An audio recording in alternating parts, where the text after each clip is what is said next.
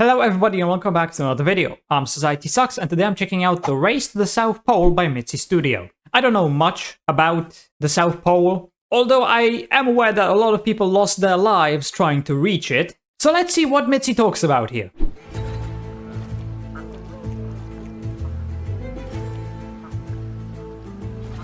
The year is 1909 and the North Pole has just been discovered. The question of who first reached the North Pole is somewhat debated. Robert Peary and a guy named Frederick Cook So no one knows? to be the first. Robert Peary was accompanied by an African-American explorer, so for no particular reason, let's just assume they reached the North Pole first. For no Freddie, particular next reason. time. With that ticked off, the race to the south began. Different expedition groups started to prepare to reach the opposite side of the planet as fast as possible. Annoying mountains, counter cold, prepare to reach the opposite white side ass of the planet nothingness. as fast as possible. In 1910, two ships to prepare to reach the opposite side of the planet as Penguin Bone Place? Penguin. I think that was supposed to be penguin. I think they put Q instead of G, but what? Ah, who fast as cares? possible. In 1910, two ships were sailing south to start a land expedition with the ultimate goal of reaching the geographical South Pole. One Norwegian team was led by the explorer Roald Amundsen, while the other British team was led by the explorer Robert Falcon Scott. The two characters could not be more different. Scott created a strong camaraderie and sense of loyalty among his men. Roald Amundsen, on the other hand, was less social, less agreeable, and less personally connected with other people. Although you could very well use these words to describe every Norwegian. Both ships reached the Ross ice shelf, with Amundsen arriving 10 days later than Scott. Amundsen unloaded a giant group of husky dogs that would help him cover huge distances, building multiple supply depots to prepare. So I know a little bit about these two. I know that the one who was using huskies survived. I think the other one, the British one, wasn't using dogs. And I'm pretty sure his entire expedition crew died, along with him. Prepare for the longest journey. The expedition crossed the Ross ice shelf, ascending the Transantarctic Mountains and eventually over the Antarctic Plateau towards the South Pole. Meanwhile, Scott was already busy unloading quite a lot of stuff to prepare for his expedition. For starters, he brought a bunch of ponies, who Which died was a because stupid idea. little ponies and extreme freezing temperatures seem not to mix very well. Next, he brought motorized sleds that didn't do any better. It also had something to do with the extreme temperature thing mentioned just earlier. Besides his petrol-powered circus entourage, Scott also brought some people highly experienced in the field of science. Amundsen decided to bring people who were more experienced in not freezing to death, while trying to get some. Probably a smart idea. I will let you decide which option sounds more logical. After months of preparation, both teams set out into the vast expanse of snow and ice. With great determination, Scott and Amundsen were convinced they would be the one writing history by planting their country's flag at the southernmost point. Well, I'm quite sure the Norwegians were With his first. motorized sleds frozen solid and his ponies looking like ice sculptures, Scott and his companions continued the journey on foot.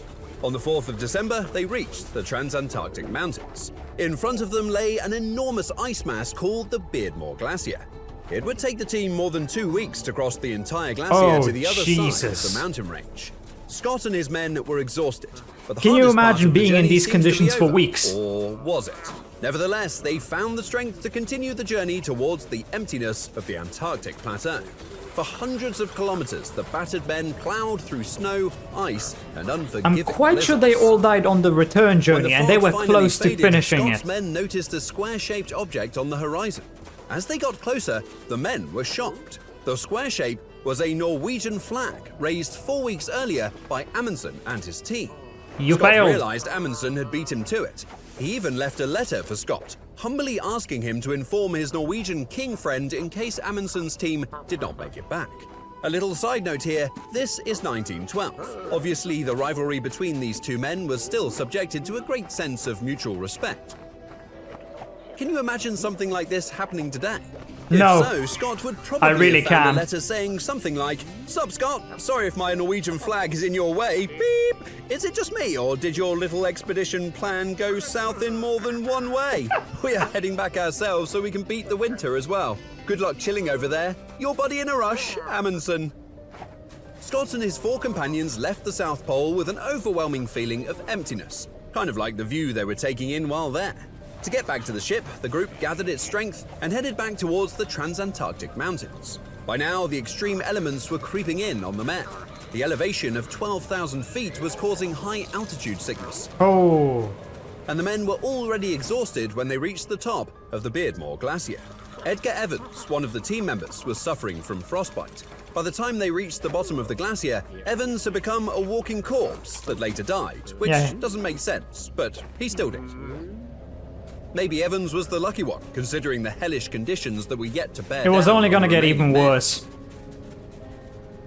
The temperatures started to drop, making the rough surface of the ice shelf very difficult to move through. Scott also counted on a favorable wind helping to push the sleds, but with an absolute absence of wind, well, again, a bummer. The distance covered on each day was now down to just 8 kilometers. 8 kilometers in an entire day? A little bit of hope for the men was a planned rendezvous with dog That's teams from their nothing. ship, but for some spectacular lame reasons, they never arrived. One guy did not go because his friend was dying. Well, maybe that excuse is not so lame. But another guy did not go but for some spectacular lame reasons, they never arrived. One guy did not go because his friend was dying. Well, maybe that excuse is not so lame. But another guy did not go because he was unavailable for work, while another bloke was busy doing scientific research. Yep, priorities can be a bitch. At this point, Scott and the remaining team members knew the dog teams were not coming. Another member of the group, named Oates, knew he was slowing down the group with his hands and feet completely. So he stayed behind, yeah. In an ultimate display of self-sacrifice, he addressed his companions. "I'm just going outside, and maybe some time. If you don't follow," he basically said, "I'm going outside so I can freeze to death. You better get your asses moving if you're not a fan of doing the same." With increased speed, the 3 remaining men continued their journey. They covered 2,641 kilometers to the South Pole and back. Now it seemed the 3 men might survive this hellish expedition after all. Their only prepared supply point, 1 Ton Depot, was just 18 kilometers away. With the depot basically in sight, the men felt they had cheated death. Except Mother Nature doesn't like cheaters and decides to blast them with an intense blizzard. Now stuck in their tent with freezing temperatures and no food, death was imminent. In his diary, Scott wrote his last words. "I do not think we can hope for any better things now. We shall stick it out to the end, but we are getting weaker, of course, and the end cannot be far. It seems a pity, but I do not think I can write more. For God's sake, look after our people." So, to recap, you came to Antarctica on a ship and that is where they died. You didn't need. Then you plowed yourself through 1,500 kilometers of misery, only to find out someone beat you to it. On the way back, one of your friends collapsed, and another froze to death. Your other friends did not pick you up for some very lousy reasons, and finally you got stuck freezing in a tent with no food while being 18 kilometers away from rescue. So damn also, close. Scott must have been banging his head now Amundsen beat him to the end. Well, how did he do it? Amundsen brought 50 husky dogs with him that carried him all the way to the South Pole. While doing so, he ate some of his dogs, and the rest brought him and his men back safely. While doing so, he ate some of his dogs, and the rest brought him and his men back safely. Or, in the words of Leonardo da Vinci, simplicity is the ultimate sophistication. I didn't know he ate some of his fucking dogs. Jesus. I mean, okay, yeah. Look, I mean, yeah, it makes sense. It makes sense. The people are more important than the dogs. And if it's necessary for survival, then yeah, do it. I get it. Still, a little messed up. Like I said, before I watched this video, I didn't know much about the race to the South Pole. The only thing I knew of was the failed expedition of these British guys. And that they all died. Yeah, the Norwegian team was prepared. The British team was not. And that's exactly why the British failed and the Norwegians succeeded. So, anyway, I hope you enjoyed this video. If you did, please consider subscribing and leaving a like. If you want to see more reactions, check out this video right here. And with that, I'll see you in the next video.